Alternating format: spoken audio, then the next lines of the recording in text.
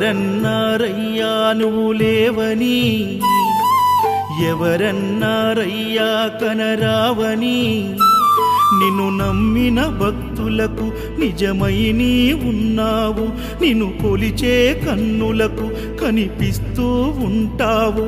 ఎవరేమన్నా అనుకున్నా నిన్ను మరవనయ్యా. శరణమయ్యప్ప స్వామి అయ్యప్ప, శరణాలు మరవలేను విడవలేను అయ్యప్ప.